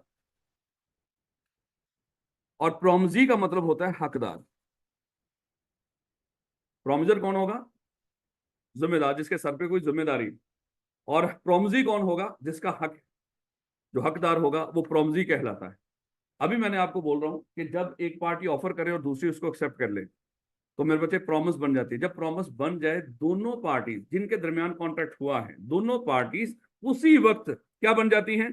प्रॉमिसर भी बन जाती हैं और प्रॉमिसी। यानी कि मिस्टर ए प्रॉमिसर भी बन गया और प्रॉमिसी भी। इसी तरह मिस्टर बी, मेरे बच्चे, वो क्या होगा? प्रॉमिसर भी होगा और प्रॉमिसी भी होगा। क्या मैं ये कह दूं? मैं ये कहने की कोशिश कर रहा हूं, जब ऑफर हो और दूसरी पार्टी उस ऑफर को एक्सेप्ट कर ले, प्रॉमिस बन जाए, तो उस प्रॉमिस में दोनों पार्टीज का अलग अलग, तो मिस्टर ए का हक भी होगा, उसकी एक जिम्मेदारी भी है। मिस्टर बी का एक हक भी होगा, उसकी जिम्मेदारी भी। याद है पीछे हम पढ़ के आए थे कि कंसीडरेशन दोनों को मिलती है। कंसीडरेशन क्या? बेनिफिट। तो दोनों को मिलेगा तो कॉन्ट्रैक्ट होगा। अगर एक को कुछ मिल रहा हो, दूसरे को कुछ भी ना मिल रहा हो, एक का तो हक हो, दूसरे का कोई हक ना हो, तो वहां पे कॉन्ट्रैक्ट बनेगा ही नहीं। क्यों बोला? वहां पे कंसीडरेशन ही नहीं। अगर ऑफर हो, एक्सेप्ट हो, प्रॉमिस, प्रॉमिस में कंसीडरेशन होगी तो एग्रीमेंट बनेगा। कभी कोई चीज एग्रीमेंट ही नहीं बनी और कॉन्ट्रैक्ट तक तो जाना बड़ी दूर की बात। तो दोनों को कुछ ना कुछ मिलना चाहिए, और जो मिलना है ना दोनों को, उसके लिए वो हकदार कहलाते हैं। और उस मिलने के लिहाज से, हकदारी के लिहाज से, उनको हम प्रॉमजी कहते हैं। और जो उनकी जिम्मेदारी होती है, और याद रखना, कभी भी कोई कॉन्ट्रैक्ट, आप कभी भी कोई कॉन्ट्रैक्ट करके देखिएगा और आके मुझे कहिएगा सर इस कॉन्ट्रैक्ट के अंदर मेरा हक ही है, मेरी जिम्मेदारी कोई नहीं, हो ही नहीं सकता। दुनिया के अंदर ऐसा कोई कॉन्ट्रैक्ट ही नहीं है, स्वाय एक्सेप्शन के। वो एक्सेप्शन भी हम देखेंगे जहां पे एक को कुछ मिलेगा, यानी कि वो नो कंसिडरेशन वाला है कि एक को कुछ मिलेगा दूसरे को कुछ नहीं मिलेगा। उन 4-5 एक्सेप्शन के अलावा दुनिया में ऐसा कोई कॉन्ट्रैक्ट नहीं होता जिसमें एक बंदे का हक तो हो, उसकी कोई रिस्पॉन्सिबिलिटी या जिम्मेदारी ना हो, या एक बंदे की सिर्फ जिम्मेदारी हो, उसका हक ना। दोनों पार्टीज का आप कोई कॉन्ट्रैक्ट करके देखिएगा। आप कहेंगे सर मैंने सुबह दही लेने गया हूं, तो सर वहां पे मेरा हक ही हक था, जिम्मेदारी तो थी नहीं। मुझे बताओ हक क्या था आपका? आपको दही मिले, आपको लग रहा है वहां पे आपकी जिम्मेदारी नहीं थी? आपने पेमेंट करनी थी मेरे बच्चे। सर अभी हम आए हैं वहां पे ट्रेवल करके, हैं किसी बस पे आए हैं, तो सर हमारा हक ही हक था, वो हमें सीएफई तक छोड़ेगा, जिम्मेदारी तो कोई नहीं थी। मेरे बच्चे ये कैसे हो सकता है? आपने उसको लाजमी तौर पर किराया पे किया। हाँ, एक और चीज होती है, कोई बंदा अल्लाह वहां से आपके लिए काम कर रहा हो, वो भी हम आगे जाके पढ़ेंगे, वो कंसिडरेशन ही नहीं होती, उसको वो कंसिडरेशन नहीं कहलाती। तो फिर आपका उनके साथ कॉन्टैक्ट, कोई बंदा अल्लाह वहां से आपको बैठा के यहाँ पे सीएफई तक छोड़ने आ रहा है, आप एक बंदे को कहते हो भाई मुझे ना सीएफई छोड़ाओ, वो कहेगा पे कितना करोगे? नहीं सर अल्लाह वहां से छोड़ाओ। उसने बैठाया और नहर के किनारे छोड़ के चला गया। क्या कर लोगे आप उसका? उसके खिलाफ कोई कानूनी कार्रवाई कर लोगे? कुछ नहीं कर सकते, क्योंकि आपका कॉन्ट्रैक्ट ही नहीं हुआ। अगर आप उसके खिलाफ कानूनी कार्रवाई करोगे, सर ये देखो कितना बदतमीज इंसान है, इसे मुझे सीएफई तक छोड़ना था सर, ये रास्ते में छोड़ के चला गया, आप इसके खिलाफ कानूनी कार्रवाई करो। तो वो कहेगा सर इसको ये पूछें, इसका तो हक था कि मैं इसको सीएफई तक छोड़ गया, मुझे क्या मिल रहा था? तो हमारा कोई आपस में कोई कानूनी रिलेशनशिप था ही नहीं, कॉन्ट्रैक्ट था ही नहीं। तो मेरे बच्चे कॉन्ट्रैक्ट कब बनेगा? जिसमें दोनों का हक भी हो और जिम्मेदारी भी हो। कोई कॉन्ट्रैक्ट स्वाय चंद एक्सेप्शन के ऐसा नहीं होता जिसमें किसी का हक ही हो, जिम्मेदारी ना हो। तो जब भी कोई, आपने सीएफई में यहाँ पे बीलॉ में एडमिशन लिए, आपने ऑफर की, उन्होंने एक्सेप्ट कर लिया, तो मेरे बच्चे मुझे बताएं कि इसके बाद जब प्रॉमिस बन गई, मुझे बताओ क्या आप प्रॉमिसर होंगे किसी चीज के लिए? आपकी जिम्मेदारी है कोई? जिम्मेदारी क्या थी आपकी? आपने फीस पे करनी है, क्या आपका कोई हक है? हक क्या है? आपको कोचिंग मिलनी चाहिए, है? और मुझे बताओ सीएफई की कोई जिम्मेदारी है? आपको पढ़ाए, कोचिंग दे, क्या उसका हक है? उसको फीस मिलनी चाहिए। मेरे बच्चे हो ही नहीं सकता, मैं कह रहा हूं कोई भी उठा ले आएगा कि सर यहाँ पे साबित करें कि यहाँ पे अगर वो कॉन्ट्रैक्ट हुआ, अगर कॉन्ट्रैक्ट है ही नहीं फिर तो हम उसको डिस्कस ही नहीं करेंगे मेरे बच्चे। और अगर तो आप कह रहे हो ये सर ये कॉन्ट्रैक्ट भी है और इस कॉन्ट्रैक्ट में स्वयं चंद एक्सेप्शन में बार बार बोल रहा हूँ, उसके अलावा सर यहाँ पे तो एक को तो कुछ मिल रहा है, दूसरे को कुछ भी नहीं मिल रहा, मेरे बच्चे वो कॉन्ट्रैक्ट हो ही नहीं सकता। याद रखोगे इस बात को कॉन्सेप्चुअली मेरे बच्चे। हमारी किताब ने तो बड़ी मासूमियत के साथ कह दिया ऑफरर को प्रोमिजर कहते हैं और ऑफरी को प्रोमिजी, हालांकि ये कतन भी हकीकत के करीब करीब भी नहीं। ऑफर हो, एक्सेप्ट हो, प्रॉमिस बनती है। प्रॉमिस के बाद अच्छा एक और चीज भी याद रखिएगा, जब प्रॉमिस बन जाती है ना, ये मजीद ऑफर और ऑफरी नहीं रहते, फिर ये क्या बन जाते हैं? प्रोमिजर प्रोमिजी। लेकिन ये नहीं कि सिर्फ एक बंदा प्रोमिजर और दूसरा प्रोमिजी ही है, नहीं नहीं, फिर दोनों पार्टीज एट ए टाइम प्रोमिजर भी होंगी और प्रोमिजी भी। अब मुझे बताओ मिस्टर ए यहाँ पे प्रोमिजर किस लिहाज से, उसने 20 लाख रुपए की ये गाड़ी खरीदी है, मुझे बताओ प्रोमिजर किस लिहाज से? वो इसका ऑब्लिगेशन, सादा अल्फाज में ऑब्लिगेशन क्या है इसका? ए का उसने 20 लाख रुपया पे करना है, ऐसे मेरे बच्चे। और मुझे बताओ उसका राइट क्या है? उसको गाड़ी मिलनी चाहिए। और यहाँ पे मिस्टर बी का मुझे बताओ, ये प्रोमिजर ऑब्लिगेशन क्या है उसका? उसने कार देनी है उसको, और उसका राइट क्या है? तो ये हमेशा ऐसे ही होगा मेरे बच्चे। कभी भी जब कॉन्ट्रैक्ट होगा, खाली ये कह देना कि ऑफर प्रोमिजर बन जाता है और ऑफरी प्रोमिजी बन जाता है, ये मुनासिब नहीं है। आज के बाद प्रोमिजी का लफ्ज जो बोला जाता है वो हकदार के लिए है, और जब कॉन्ट्रैक्ट होता है दोनों का हक भी होता है और दोनों का ऑब्लिगेशन भी होता है। जो ऑब्लिगेशन के लिहाज से उनका नाम होता है वो प्रोमिजर होता है, जो हक रिसीव करने के लिहाज से होता है, राइट रिसीव करने के लिहाज से होता है, फायदा रिसीव करने के लिए, उसके लफ्ज क्या बोलते हैं? प्रोमिजी। याद रखोगे इस बात को। अभी बस ये लफ्ज बस इतना दिमाग में रख लीजिएगा कि हाँ, अगर एमसीक्यू के अंदर पेपर में पूछ ले वो ऑफरर का दूसरा नाम क्या है, और नीचे लिखा रहा हो प्रोमिजर और डेटर, क्रेडिटर, प्रोमिजर फलाना, तो आप किसको टिक करोगे? प्रोमिजर। हमारी किताब यही बोल रही है, लेकिन यही किताब मैं कह रहा हूँ आगे जाके कुछ चीजों को और सही कर दे कि प्रोमिजर किसको कहते हैं? जिसका ऑब्लिगेशन हो, और प्रोमिजी किसको बोलते हैं? जिसका राइट हो। और कॉन्ट्रैक्ट के अंदर दोनों पार्टी एट ए टाइम, ये नहीं कि खाली ऑफर प्रोमिजर बनता है, दोनों पार्टी प्रोमिजर भी होती हैं, और यानी कि अलग अलग दोनों प्रोमिजर भी हैं और प्रोमिजी भी है, दोनों अलग से प्रोमिजर भी है और प्रोमिजी भी है। याद रखोगे। अभी आपने रिक्शे वाले को रोकना है कि मुझे घर तक छोड़ाओ, वो कहेगा सर कितने पैसे पे करोगे आप? आपने कहा कि सर 200 रुपये, उसने कहा कि डन करो। अब आपको लग रहा है कि सर मैंने ऑफर की, उसने मेरी ऑफर को एक्सेप्ट कर लिया, प्रॉमिस बन गई। अभी अभी सर ने मुझे बताया था कि दोनों पार्टी एट ए टाइम प्रॉमिजर भी होते हैं, प्रॉमिजी भी। तो मेरे बच्चे मुझे बताओ, आप प्रॉमिजी किस लिहाज से होंगे? आपको घर तक छोड़े वो, आप प्रॉमिजर किस लिहाज से होंगे? तो वो प्रॉमिजर किस लिहाज से है? घर तक छोड़े। और वो प्रॉमिजी किस लिहाज से है? उसको किराया मिलना चाहिए। क्या रखोगे? राइट रिसीव करने के लिहाज से, जो हक है आपका, उस लिहाज से आप क्या होते हो? प्रॉमिजी। और जो ऑब्लिगेशन होता है आपका, उसके लिहाज से क्या होते हो? प्रॉमिजर। ये टर्म मेरा ख्याल है कि इनको भूलना नहीं आप लोगों ने। किसी को नींद तो नहीं आ रही होती इस टाइम? हो सकता है, देख लो।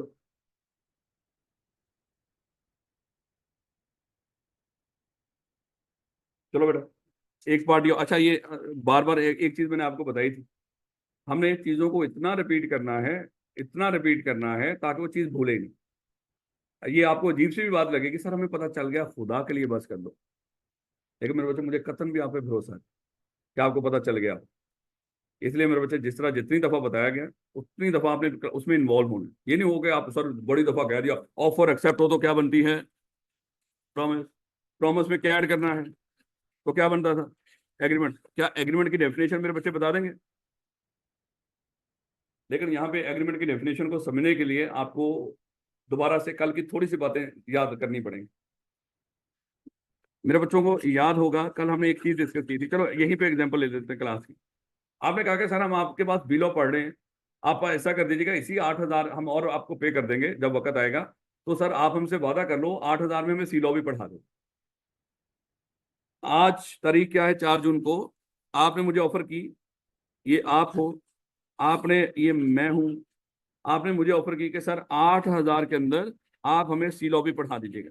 जस्ट समझाने के लिए बात कर रहा हूँ, अल्लाह माफ करिए ना, समझना कि सर आगे लगता है कि अपनी सी लॉ की प्रमोशन कर रहे हैं। तो वो कोई नहीं, अल्लाह माफ करे, वो सिर्फ समझाने के लिए बात कर। ये आज बात हो रही है, मान लो कि ये क्लासेस जो हमारी शुरू होनी है नेक्स्ट, वो होनी है मेरे बच्चे कोई 4 अक्टूबर को। अक्टूबर के फर्स्ट वीक में जाके क्लासेस शुरू होंगी। और ऑफर कब कर रहे हो आप? आज की तारीख में 4 जून को, कि सर क्या बताओ कि 8,000 के अंदर हमें सी लॉ पढ़ा दोगे? या क्या किया आपने? ऑफर की है। मैंने क्या किया? इस ऑफर को एक्सेप्ट कर लिया। याद है, ऑफर हो एक्सेप्ट हो तो क्या बनती थी? प्रॉमिस में क्या होना चाहिए? कंसिडरेशन। तो क्या बनता था? और कंसिडरेशन क्या होती थी भला? दोनों के लिए बेनिफिट। ऐसे ही मेरे बच्चे, यहां पे मुझे बताओ आपको क्या बेनिफिट मिल रहा है? अभी पढ़ाऊंगा ना, अभी क्या मिल रहा है? देखो देखो, कॉन्ट्रैक्ट कब बनना है? अभी बनना है। 4 जून को कॉन्ट्रैक्ट बनेगा या 4 अक्टूबर को कॉन्ट्रैक्ट बनेगा? भाई कॉन्ट्रैक्ट तो आज बन रहा है ना। आज के दिन के ऊपर वो सारी चीजें पूरी करनी है आपने। आज के दिन के ऊपर ऑफर हो रही है, आज एक्सेप्टेंस हो रही है, तो क्या बन रही है? प्रॉमिस।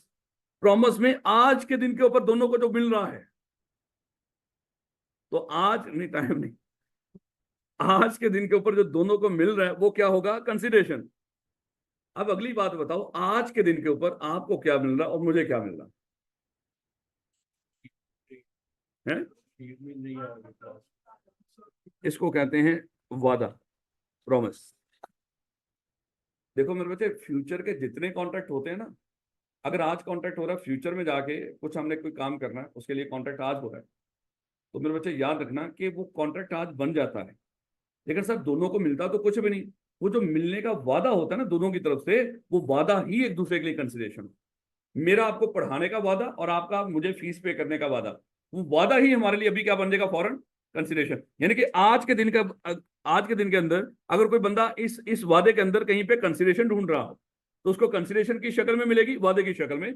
मैं ये कह दूं कि प्रॉमिस में इसी इक्वेशन की जगह प्रॉमिस प्लस प्रॉमिस क्या बनेगा? एग्रीमेंट। और यहां पे प्रॉमिस किसकी जगह पे आई है? कंसिडरेशन की। यार वादा है, और उस वादे में भी अगर देखा जाए उस लिहाज से वादा है, और वो वादा अभी हमारे लिए क्या बन रहा है? कंसिडरेशन बन रहा है। ऑफर हुई, एक्सेप्टेंस हो गई, लेकिन मिला भी कुछ भी नहीं, लेकिन मिलने का वादा है। वो वादा ही हमारे लिए क्या होगा?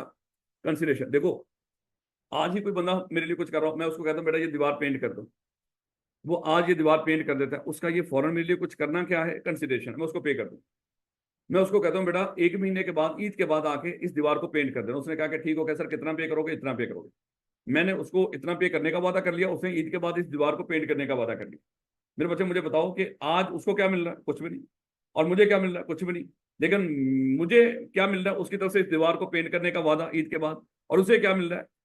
मुझे मेरी तरफ से उसको पे करने का वादा ईद के बाद, ये वादे ही दोनों के लिए क्या होंगे? तो फ्यूचर के जितने कॉन्ट्रैक्ट होते हैं वो बन फौरन जाते हैं, वो परफॉर्म फ्यूचर में जाके होते हैं। तो सर उसमें कंसिडरेशन क्या होती है दोनों के लिए? आज अगर कॉन्ट्रैक्ट बना, वादा, याद रखोगे इस बात को। कहता है कि every promise and set of promises forming the consideration for each other are an agreement, क्या इज एन एग्रीमेंट। यानी कि देखो, अब इसने थोड़ा सा अजीब से अल्फाज बोले हैं, लेकिन फिर भी हम इसे क्वेश्चन के लिहाज से वो कर सकते हैं कि ऐसी प्रॉमिस जिसमें कंसिडरेशन भी हो, क्या बन जाता है? एग्रीमेंट। लेकिन उसने टेक्निकली जो लीगल वर्ड्स हैं वो इस्तेमाल किए हैं, क्योंकि देखो एग्रीमेंट मोस्टली जो हम यहाँ पे कॉन्ट्रैक्ट पढ़ रहे हैं वो पढ़ रहे हैं जो जाके अभी फ्यूचर में परफॉर्म होना है। जो परफॉर्म हो गया वो तो मेरे बच्चे रौले में हो गया, उसका उसमें तो दिक्कत है ही नहीं। जो दोनों तरफ से अभी हुआ, अभी दुकान पे गए, कुछ खरीदा, उसको पेमेंट कर दी, मामला खत्म। उसमें कोई लीगल कोई मामला नहीं है कि कल कोई वो वादा पूरा नहीं करेगा उसके खिलाफ कानूनी कार्रवाई करे होगी। भाई वो तो कल की तो नौबत ही नहीं आई। आपने फौरन ही दोनों पार्टीज ने अपनी अपनी जिम्मेदारी परफॉर्म कर दी। एक रिक्शे वाले को कहा कि अभी मुझे घर छोड़ाओ, वो आपको छोड़, उसने आपको वहां पे पहुंचा दिया, आपने उसको पे कर दिया, मामला खत्म हो गया। लेकिन एक बंदे को कहते हो फलानी तारीख को मेरा पेपर है, आपने उस तारीख को मुझे एग्जामिनेशन हॉल तक पहुंचाना है, मैं आपको 500 रुपया पे करूंगा उसका। अब मेरे बच्चे ये कॉन्ट्रैक्ट आज परफॉर्म नहीं होना, ये परफॉर्म कब होगा भला? आपके पेपर वाले दिन। आपने अब देखो, कॉन्ट्रैक्ट आज बन जाएगा या वो पेपर वाले दिन बनेगा? आज बनेगा।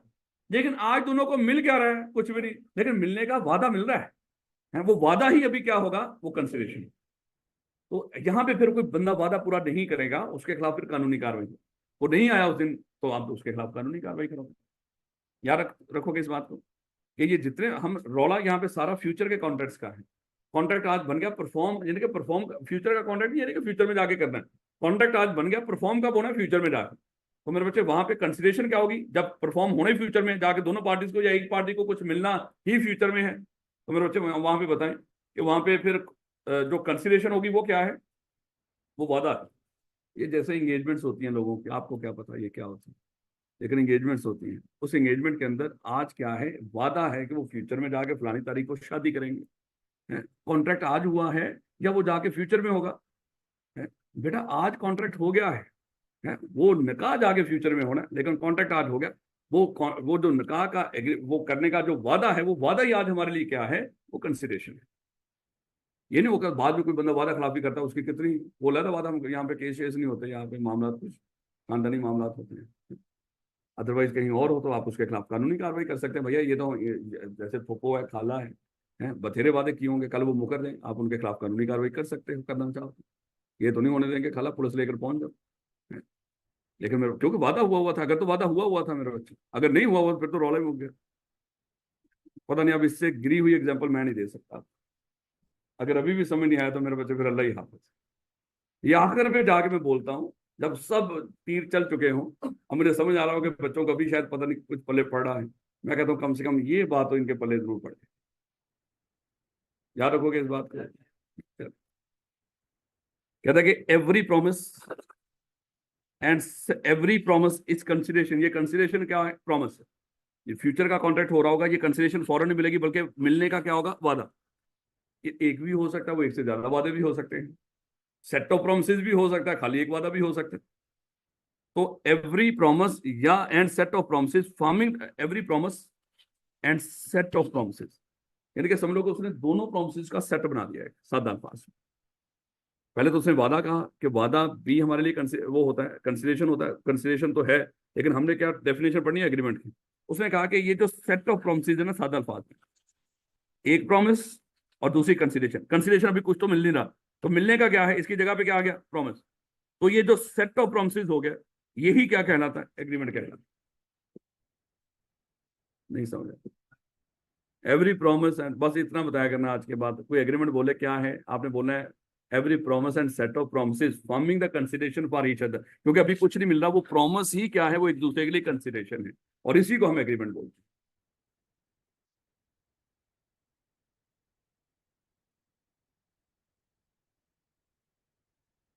हैं। मैं क्या पढ़ा? वो इधर पढ़ रहा है, कोई नहीं, माफ कर दे इसको।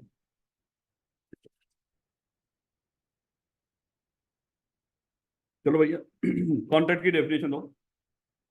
कॉन्ट्रैक्ट की डेफिनेशन मेरे बच्चों को पता है। ऑफर हो, एक्सेप्टेंस हो तो क्या बनती है?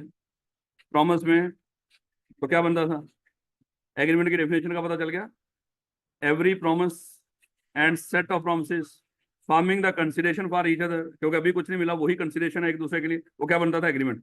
अब मेरे बच्चे एग्रीमेंट को हमने क्या बनाना? कॉन्ट्रैक्ट। तो अगर कोई बंदा कॉन्ट्रैक्ट की डेफिनेशन पूछ ले, मुझे बताओ इसमें एग्रीमेंट में क्या ऐड करना पड़ेगा? इन्फोर्सेबिलिटी या लीगल रिलेशनशिप। इसका मतलब क्या हुआ? अगर कोई बंदा कॉन्ट्रैक्ट की डेफिनेशन पूछे, हम कह सकते हैं वो एग्रीमेंट जो कानूनी तौर पे इन्फोर्सेबल हो, वो कॉन्ट्रैक्ट होता। वो एग्रीमेंट जो बाय लॉ इन्फोर्सेबल हो, आप कानून की मदद लेकर उस एग्रीमेंट को इन्फोर्स करवा सकते हो, लागू करवा सकते हो, इम्पोज करवा सकते हो, वो एग्रीमेंट क्या होता है? वही एग्रीमेंट ही एक्चुअली कॉन्ट्रैक्ट बनता है, याद रखिएगा।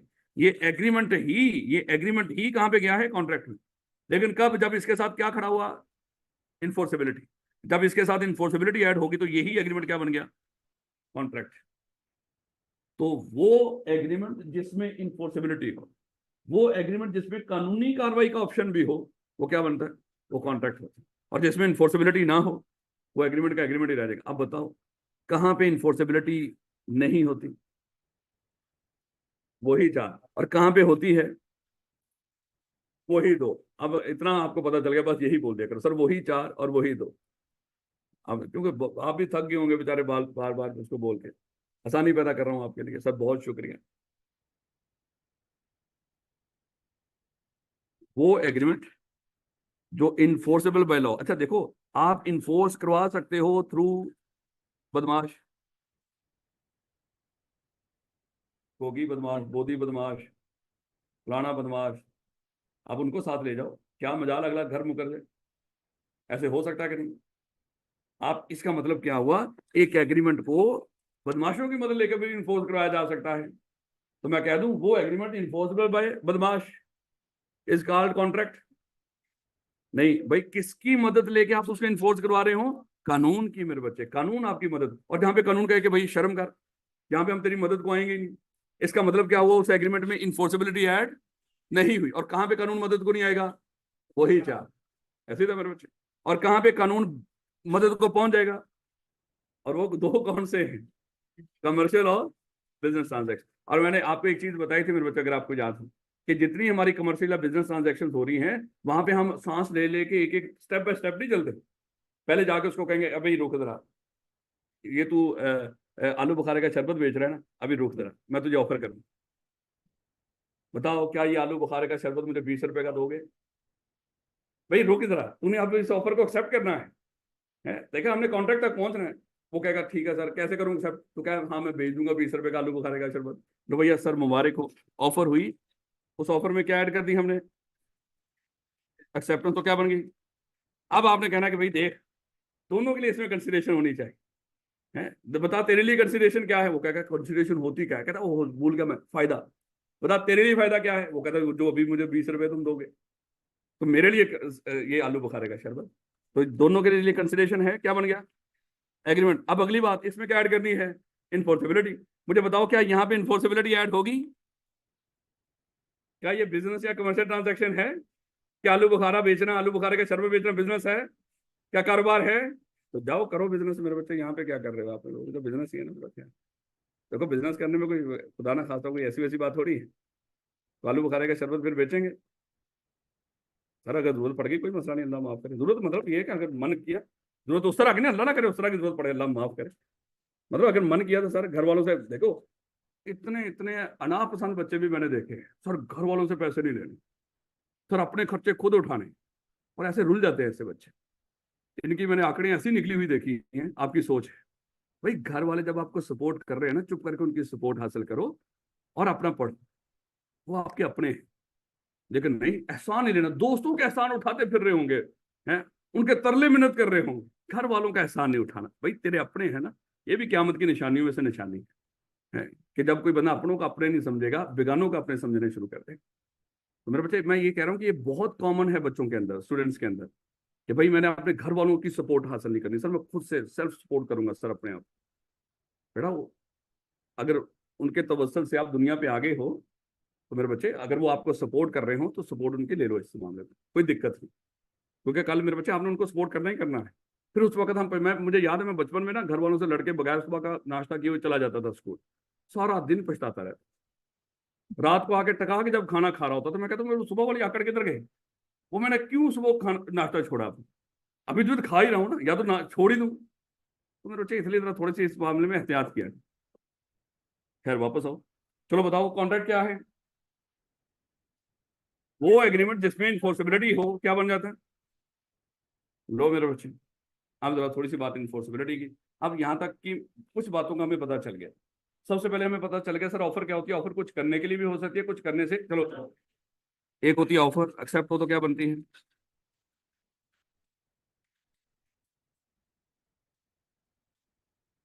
तो बेटा सर ऑफर का हमें पता चल गया। ऑफर किसी को कुछ करने के लिए भी कह सकते हो, कुछ करने से रोकने के लिए भी। और ऑफर का मकसद क्या होता था, अगली पार्टी की जिसको ऑफर कर रहे हो उसकी रजामंदी हासिल करना, ऐसे ही मेरे बच्चों। और फिर एक्सेप्टेंस का हमें पता चल गया, सर जिसको ऑफर की थी अगर वो बंदा वही रजामंदी, जो मकसद था वो मकसद हमारा मिल जाए, वही बंदा जिसको ऑफर की थी वो रजामंदी शो कर दे, असेंट शो कर दे, तो ये क्या बनती है, एक्सेप्टेंस। और एक्सेप्टेंस जब हो जाए ऑफर के ऊपर तो क्या बन जाती है, प्रॉमिस। सर कंसीडरेशन क्या होती है भला, इन रिटर्न जो बेनिफिट मिलता है। लेकिन सर हम तो फ्यूचर के कॉन्ट्रैक्ट्स की अगर बात करें तो उसमें इन रिटर्न क्या मिला, प्रॉमिस।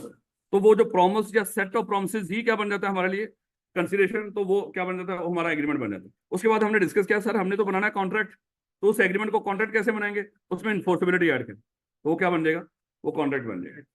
अब मेरे बच्चे अगली बात इन्फोर्सिबिलिटी का भी हमने डिस्कस किया, क्या होता था वाला कानूनी कार्रवाई, कि जहां पे कानून आपकी मदद को पहुंचे। अगर कोई बंदा अपना वादा पूरा ना करे, मैंने पढ़ाना छोड़ दिया आपको, 2-4 दिन मैं आया यहाँ पे क्लास पढ़ाने के लिए, उसके बाद मैं हज पे चला गया, क्योंकि मेरी बस फीस आपकी इकट्ठी करने का मकसद सिर्फ हज पे जाना था, पढ़ाना पढ़ूना मैंने को नहीं थी, फीस आपसे इकट्ठी की और हज पे निकल गया। मोस्टली हाजी ऐसे ही जाते हैं पाकिस्तान से, बाकी दुनिया से भी पता नहीं वल्लाह आलम, लेकिन यहाँ पे क्योंकि बड़े पक्के ईमान वाले लोग हैं, तो मेरे बच्चे मोस्टली जो हज करने जा रहे होते हैं बड़ी मेहनत से उन्होंने पैसा इकट्ठा किया होता है, दूसरों का खून चूस चूस के, ताकि वो क्या कर सके, वो हज कर सके। खैर, तो देखिएगा every contract is an agreement. अभी तक आपको लग रहा होगा सर वो शुरू में बकवास ही कर रहे थे, कौन सी वाली बला, कि हर एग्रीमेंट कॉन्ट्रैक्ट नहीं होता, लेकिन हर कॉन्ट्रैक्ट एग्रीमेंट होता है। देखो मेरे बच्चे वो बकवास उसने यहाँ पे लिख रखी है, कहता है कि every contract is an agreement, her contract agreement होता है, लेकिन but every agreement is not always a contract.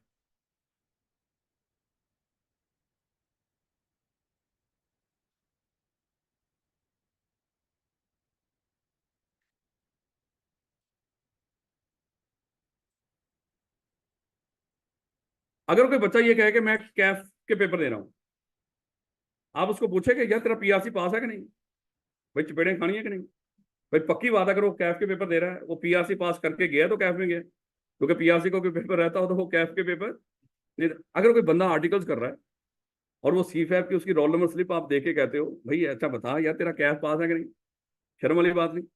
मेरे बच्चे देखो ये है कॉन्ट्रैक्ट, ये है एग्रीमेंट, अज्यूम कर लो अगर कोई बंदा यहाँ पे सी फैप लेवल पे बैठा हुआ, अगर कोई कॉन्ट्रैक्ट बन के बैठा हुआ, पक्की बात है वो कैफ पास करके वहां पे गया है, तो एग्रीमेंट की रिक्वायरमेंट्स पूरी करके ही कॉन्ट्रैक्ट बनता है। इसलिए हम कह सकते हैं हर कॉन्ट्रैक्ट एग्रीमेंट भी होता है, हर सी फैप वाला कैफ वाला भी था कभी, हर सास कभी बहू भी थी, ऐसे ही। क्या कि सास बहू नहीं होती, सीधी सास ही बन जाती, नहीं कभी सास बहू होती है फिर उसके बाद सास बनती है, पता नहीं ड्रामा है वो, लफ्ज बोलते हैं, मुझे वहीं से लगा।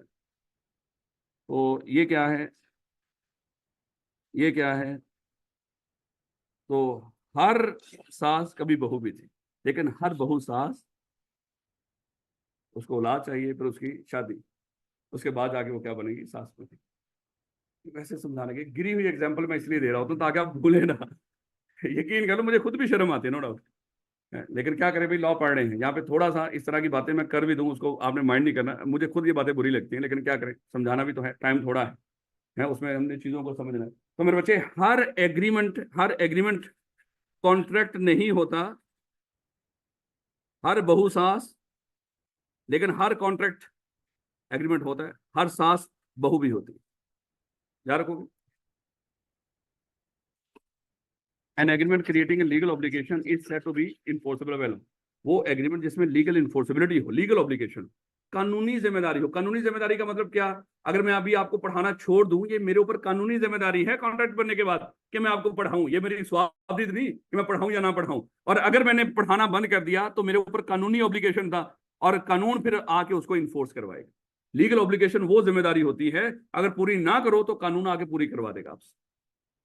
याद रखो कि जब कॉन्ट्रैक्ट बन जाता है तो आपके ऊपर क्या आ जाती है, लीगल ऑब्लिगेशन आ जाती है। अभी मैं आपको बता रहा था, जब दो पार्टीज आपस में कॉन्ट्रैक्ट करती हैं, दोनों पार्टीज एट ए टाइम प्रोमिजर भी होती है, प्रॉमिजी भी। और प्रोमिजर किस लिहाज से होती है, ऑब्लिगेशन के लिहाज से। और वो जो ऑब्लिगेशन उसके ऊपर डाला है किसने, कानून ने, उसे परफॉर्म करना ही करना। अगर नहीं करेगा तो उसके खिलाफ क्या होगी, कानूनी कार्रवाई होगी। कहता है the parties to an agreement must be bound to perform their promises and in case of default by either of them must intend to. यानी कि कॉन्ट्रैक्ट के अंदर होता क्या है, वो एग्रीमेंट जिसमें पार्टीज का इरादा हो कि अगर किसी ने उस कॉन्ट्रैक्ट को परफॉर्म करने में, एग्रीमेंट को परफॉर्म करने में डिफॉल्ट किया, मतलब गफलत बरती, तो मेरे बच्चे हमारी नीयत होनी चाहिए कि हम क्या करेंगे, उसके खिलाफ केस करेंगे। और ये नीयत कहां पे बाय डिफॉल्ट होती है, कमर्शियल और बिजनेस में। और ये नीयत कहां पे बाय डिफॉल्ट नहीं होती, उन चार जगहों, वहां पे नीयत ही नहीं होती। और अगर मजे की बात है, अगर नीयत हो भी, कानून वहां पे नीयत आपकी एक्सेप्ट ही नहीं करता उन चारों जगहों।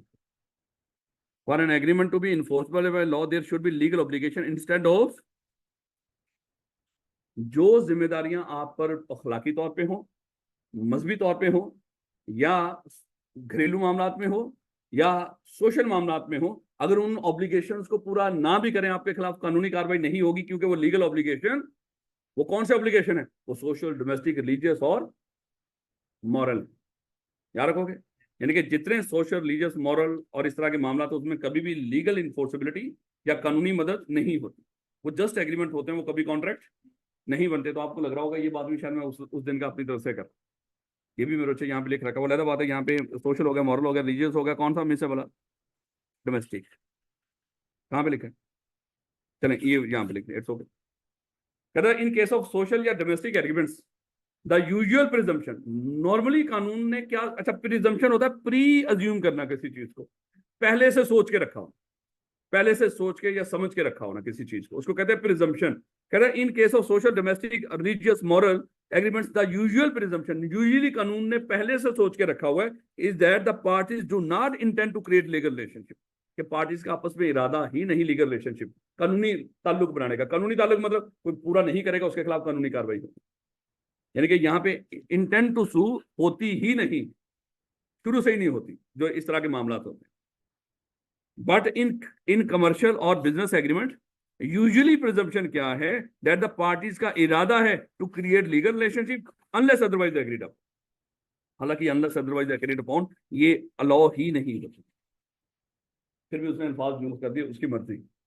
जहां पे आपको कानूनी हक है किसी के खिलाफ कानूनी कार्रवाई करने का, आप उसको खत्म भी नहीं कर सकते। पढ़ेंगे इसको आगे जाके। Agreement in state of legal obligation, agreement state of legal proceeding, सादा अल्फाज में वो वॉइड होते हैं, उनकी कोई हैसियत नहीं होती। पढ़ेंगे आगे जाके, जब आएगा फिर मैं आपको बता दूंगा। जहां पे कमर्शियल और बिजनेस ट्रांजैक्शन में किसी पर आप केस कर सकते हो, चलो मान लो मैं एग्जांपल देता हूँ फिलहाल वैसे ही, मुझे बताओ यहाँ पे मेरा और आपका जो आपस में ताल्लुक है, रिलेशनशिप है, वो लीगल है कि नहीं है। अगर लेकिन हमने आपस में तय कर लिया, देखो भैया कल अगर मैंने सिलेबस ना पढ़ाया आप मेरे खिलाफ कार्रवाई नहीं करोगे, अगर आप लोगों ने फीस पे ना की हम आपके खिलाफ कार्रवाई नहीं करेंगे। एक्चुअली हमने क्या कर लिया, हमने अदरवाइज एग्री कर लिया कि हम आपस में लीगल रिलेशनशिप तो है, लेकिन हम एक दूसरे के खिलाफ कानूनी कार्रवाई, ये आपस में ये जो हमने एग्रीमेंट किया है, कानूनी से एग्रीमेंट को मानता ही नहीं। ये वैसे मैं अल्फाज बोल रहा हूँ, या अदरवाइज एग्रीड अपॉन उसको नहीं लिखना चाहिए था, यहाँ पे उसने लिख दिया, उसकी मर्जी है। कहता है कि usual presumption commercial business agreements के अंदर यूजुअली प्रिजम्पशन कानून की क्या है, कि यहाँ पे पार्टीज का इरादा है टू क्रिएट लीगल रिलेशनशिप, कि हमारा आपस में क्या है, लीगल रिलेशनशिप है, मतलब जिसने अपना वादा पूरा ना किया उसके खिलाफ कानूनी कार्रवाई हो, अनलेस अदरवाइज एग्रीड अपॉन। भाई तेरी है ही नहीं ये लाइन, तूने क्यों लिखी है यहाँ, बस पेपर के लिहाज से आप उसको वैसे बीच में रखिएगा, याद रखोगे इस बात में। ये भी क्या पढ़ रहे हो आप, इन्फोर्सिबिलिटी। इन्फोर्सिबिलिटी क्या है, कि जहां पे दो पार्टीज आपस में कॉन्ट्रैक्ट करें, वहां पे इरादा होता है कि जिसने वादा ना पूरा किया उसके खिलाफ कानूनी कार्रवाई करके हम वादा पूरा करवाएं। और कहाँ पे ये law by default enforceability add कर देता है, कमर्शियल बिजनेस में। कहाँ पे ऐड नहीं करता, ओन चार्ज, याद रखोगे इसको।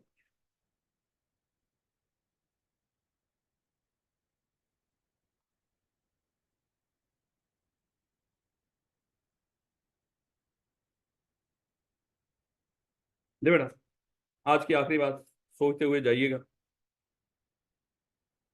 एक पार्टी ऑफर करे,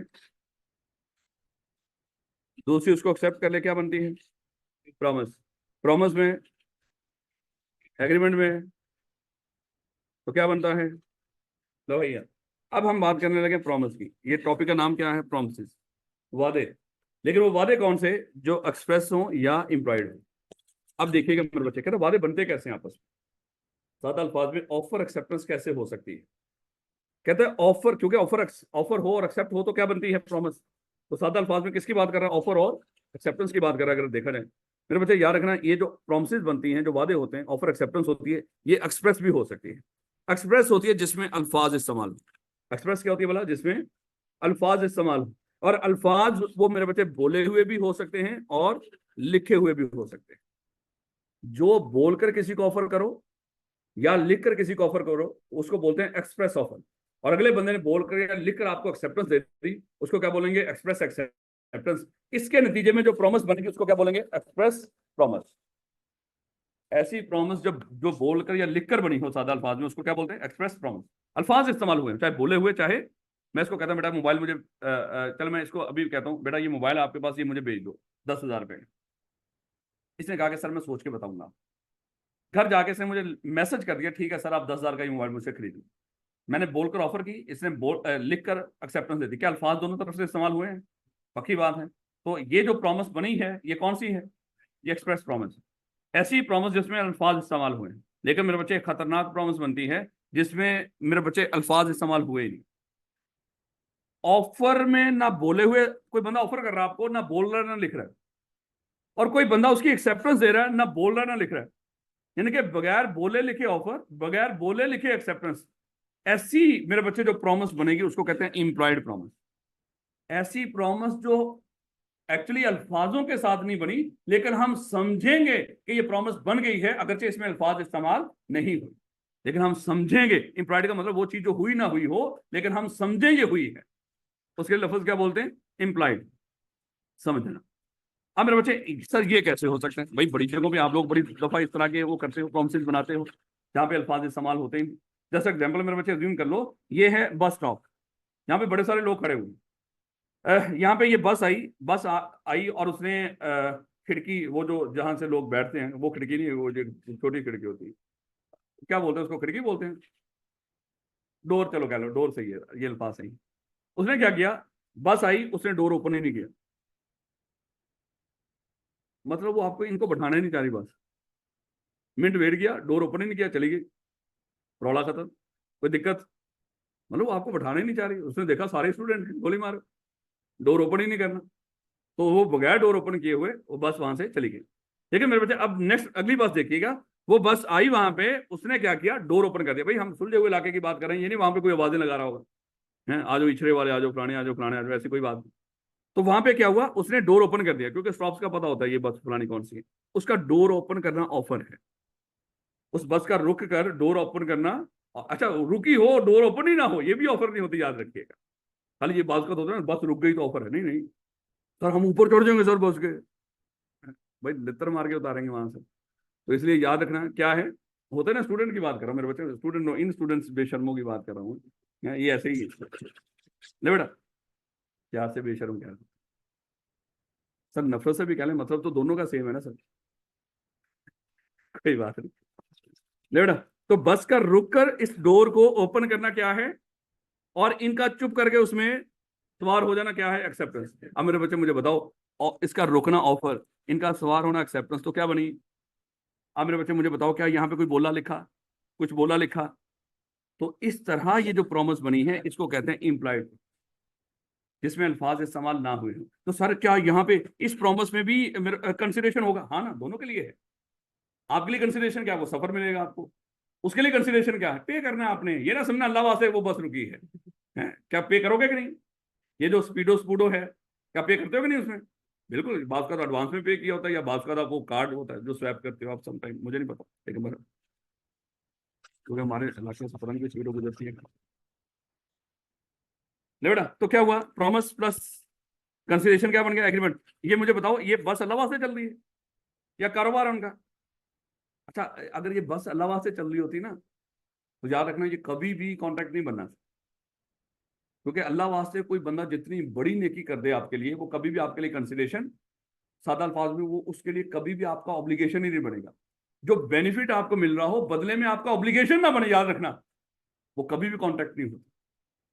इसका मतलब क्या हुआ, जो रास्ते में आज आप जब जा रहे होंगे, कोई रास्ते में आपको ठंडा पानी पिला रहा होगा, कोई आपको बिरयानी खिला रहा होगा, सब अल्लाह से, आपने उनको पे नहीं करना। वो जितना मर्जी वहां पे बैठ के चाहे पूरी देख खा जाना, आपके लिए कंसिडरेशन नहीं होगा। क्यों? वो आपके लिए वो ऑब्लिगेशन बनेगा ही नहीं।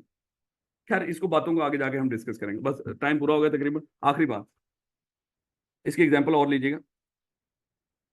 मेरे बच्चे, अक्सर ये लोग स्टेशन वगैरह पे बैठे होते हैं, उनके सामने एक शू शाइनर, उसने एक बॉक्स सा पकड़ा होता है, उनके सामने आके रुक जाते हैं। उसका सामने आके रुकना ऑफर है कि सर आपने जूते पॉलिश कराओगे, कुछ नहीं बोला उसने, बस सामने आके रुक गया है। और आपने क्या किया, आपने जूते उतारे, उसके सामने कर दिए। तो ये क्या है? एक्सेप्टेंस। आप भी कुछ नहीं बोले, उसका रुकना ऑफर, आपका जूते उतार के उसके सामने कर देना एक्सेप्टेंस। मुझे बताओ कि क्या यहाँ पे उसको पे करोगे कि नहीं? पक्की बात है, पे करोगे मेरे बच्चे। तो ऑफर हुई, एक्सेप्टेंस हुई, लेकिन क्या इसमें अल्फाज इस्तेमाल हुए, बोलकर या लिखे हुए? तो ये कौन सी प्रॉमिस बनेगी यहाँ पे? इम्प्लॉयड। इसी तरह मेरे बच्चे, बात, जब आप बाहर से किसी और इलाके से आते हो या यहाँ से जा रहे हो, स्टेशन पे उतरे, तो वहां पे कुछ कुली आते हैं, और जैसे आप रिक्शे से या किसी ट्रेन से सामान उतारते हो, वो उठा लेते हैं उसको। तो मेरे बच्चे, उनका सामान को उठाना, ये ऑफर है कि सर अगर जहां तक आप जाना चाह रहे हो मैं सामान को छोड़ दूं।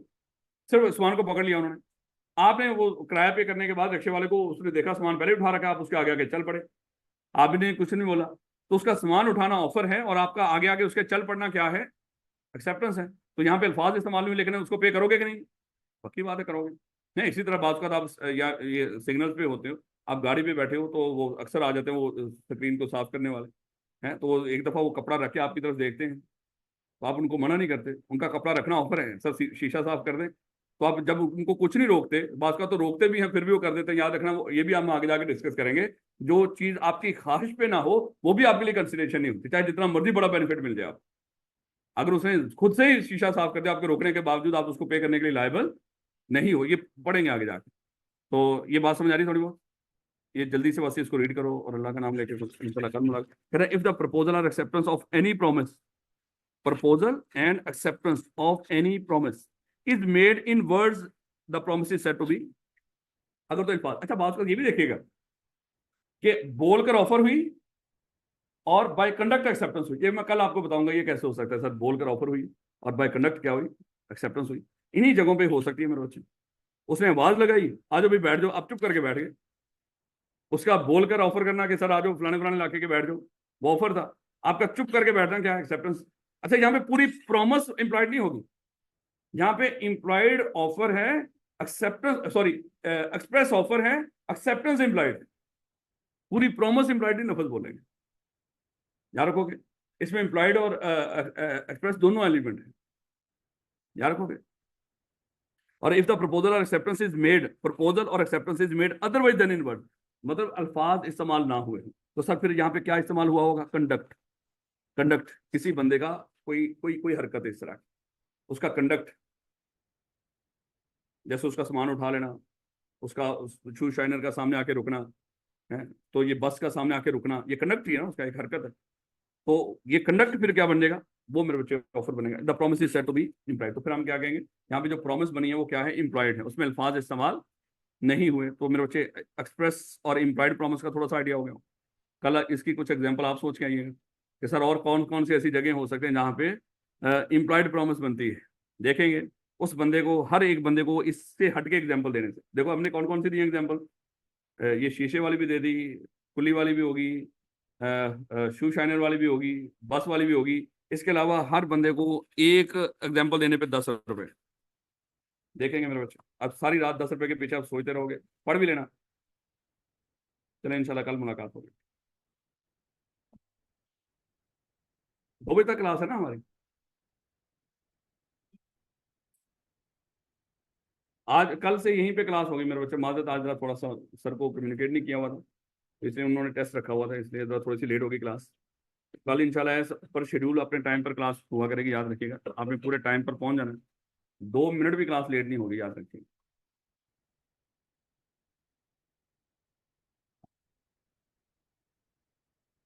जी जी बेटा।